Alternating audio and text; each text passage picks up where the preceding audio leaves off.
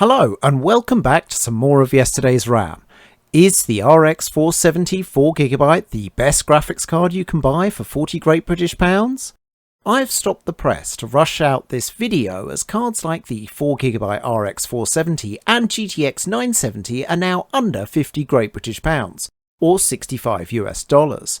I purchased this Sapphire Nitro OC RX 470 4GB on eBay with a winning offer of 40 Great British Pounds, plus postage. It feels like it's going to be a great summer for budget gaming. Released in 2016, AMD's Polaris cards lagged behind Nvidia's high-end Pascal cards in performance, but hit a sweet spot on pricing that made them very attractive.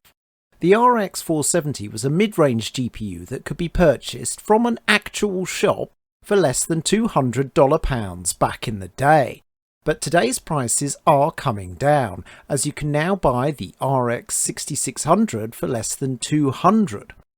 With The Last of Us apparently obsoleting 8GB cards and the fuss about Nvidia's mid-range 4000 series having only 8GB, how do we cope on a GPU with only half that VRAM? Checking the specs in GPU-Z, the RX 470 has 2048 GCN 4.0 cores and a DX 12.0 feature level. It has a 256-bit memory bus connected to 4GB of GDDR5. The core is clocked at 1260 MHz and the memory at 1750 MHz. I've stuck the RX 470 in the only system I have available that has an 8-pin PCIe connector. It's the i7-2600K system. Specs are on screen now. It's not a totally unrealistic prospect that 2600Ks were still in use in 2016 and maybe with an RX 470 4GB. The i7-2600K overclocked 4.3 GHz scores 776 points for single-thread performance and 3,944 points for multi-threaded performance. Comparing this to other CPUs we've tested, it lags behind the Skylake CPUs in single-thread performance, even when running a gigahertz faster, but takes the lead in multi-thread performance, even beating the X5670, which has 4 more threads. Running Heaven 4.0, we see the RX 470 way out ahead, with 2,706 points, just behind the GTX 970. With these cards now under 50 Great British Pounds, should you even consider an older GPU? The Far Cry and the Furious 6 first. Lots of games to get through, so we're going to be quick. A great average frame rate of 71.35 FPS and a decent 1% low of 53.25 FPS. The poor 0.1% low is probably down to the 8GB of RAM in this system, and this will reoccur with other games. In a future video, I'll be testing if 16GB of RAM is the new minimum in 2023. Red Dead Redemption 2 runs absolutely fine on the RX 470 4GB at 1080p low settings, with an average frame rate of 73.1 frames per second. 1% and 0.1% lows are healthy, so it should be a good experience on this system. I don't know what's choking GTA 5. While we have a good average frame rate of 98.9 frames per second, the 1% drops to 28.5 FPS, and the 0.1% low is a terrible 4.65 FPS. I ran the benchmark multiple times and still got the same result. 8GB of system memory should be enough, as should 4GB of VRAM. The i7-2600K was old when this title launched, so maybe a better CPU would help with these results.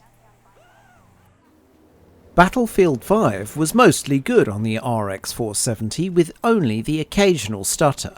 The average frame rate was 81.7 frames per second, and the 1% low was 53.6 frames per second. The 0.1% low is only 3.9 FPS, and I've heard that Battlefield 5 really benefits from the AVX2 instruction set, and unfortunately the i7-2600K CPU that we're using does not. have AVX too. The RX 470 has no problem with Rainbow Six Siege at 1080p low settings. This system would drive a high refresh rate monitor with an average frame rate of 184.2 frames per second. 1% and 0.1% lows are healthy with both above 100 FPS. Warframe at 1080p low runs with an average frame rate of 242.8 frames per second. The 1% low is 156.9 FPS and the 0.1% low is 60.3 FPS. With frame rates like this, you can certainly consider increasing detail levels.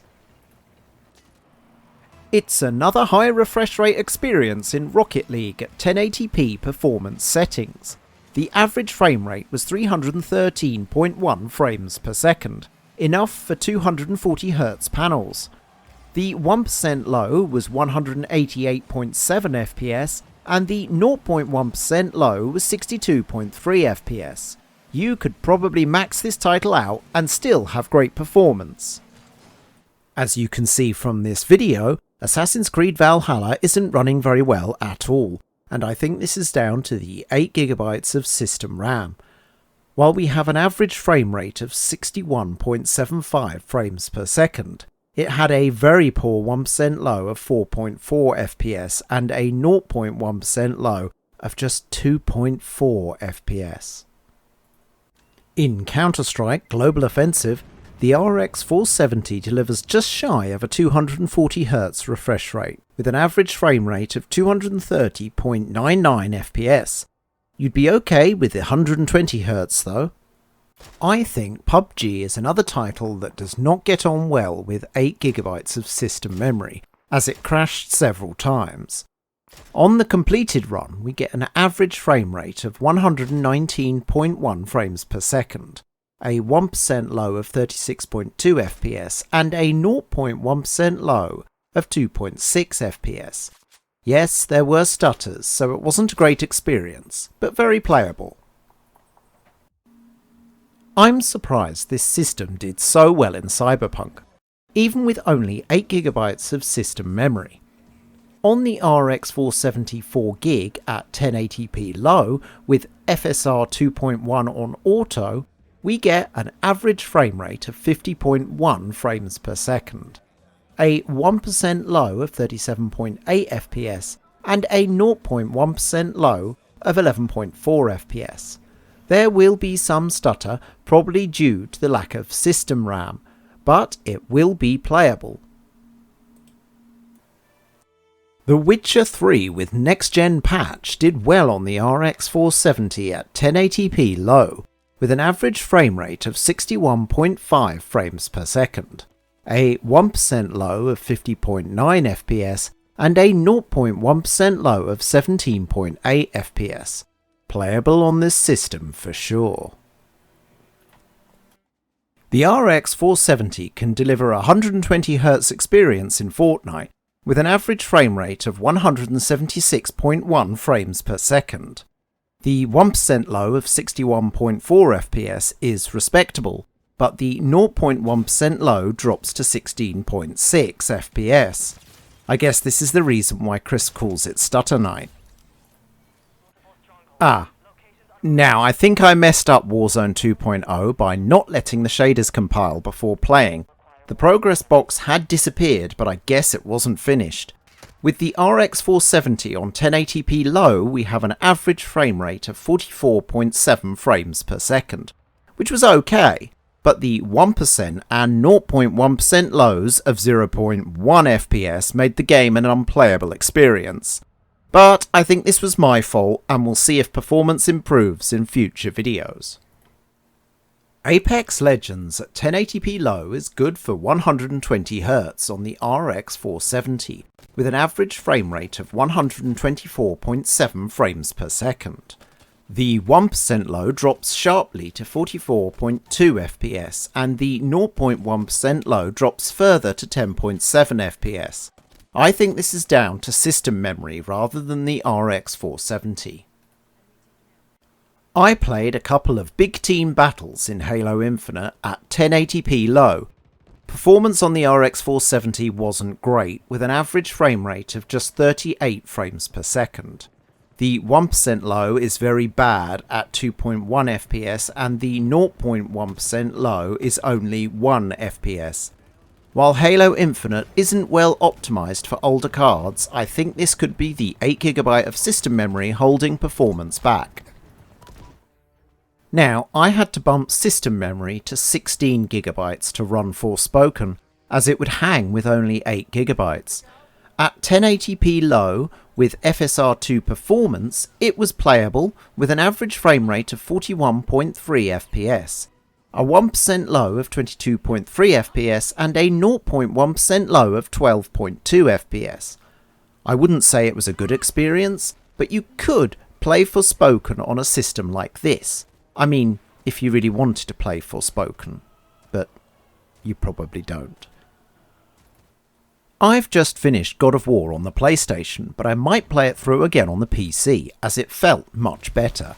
It didn't run very well on the RX 470 at 1080p original with FSR2 balanced, as you can see in the video, but it looks like I ran my later benchmark in what's turned out to be a not very demanding area, as we get an average frame rate of 69, nice, 0.5 FPS. The 1% low is only 15.8 FPS, and the 0.1% low drops to 2.9 FPS. It should perform better on an RX 470, so I would say part of our system is holding this title back. Our final title is The Last of Us Part 1, the game that's apparently obsoleted 8GB graphics cards. The Last of Us wouldn't even launch on 8GB of RAM and demanded 16GB. Once it got that, at 1080p low with FSR2 balanced, we get an average frame rate of 50 frames per second. The 1% and 0.1% lows are not great, with the 1% low at 20.1 FPS and the 0.1% low at 10 FPS. I managed to play through the introductory section okay. It wasn't the smoothest, but I think that can be expected on a 12-year-old system. With only 4GB of VRAM, we were over-provisioned on memory by 54%, but it was all right. Yes, there were some small stutters, but you could play The Last of Us Part 1 on the RX 470. Maybe there is still a place for 4GB cards in 2023. This was our very first look at the RX 470 4GB, and the platform we were testing it on was far from ideal. Newer hardware will help it perform even better. The 4GB of video memory doesn't seem to have been a huge issue, and we seem to have been more limited by a lack of available system RAM. Of course, that could have been because we only had a 4GB frame buffer. 16GB of main system memory seems to be a minimum requirement, and we'll be taking a look at that in a future video. We'll also compare the RX 470 to the GTX 970 once we're on a better platform, but at the moment, I think the RX 470 4GB is one of the best GPUs you can get for 40 Great British Pounds at the time of this video. I'll see you again soon with a Quadro K620 video. Catch you next time, Rammers. Bob out.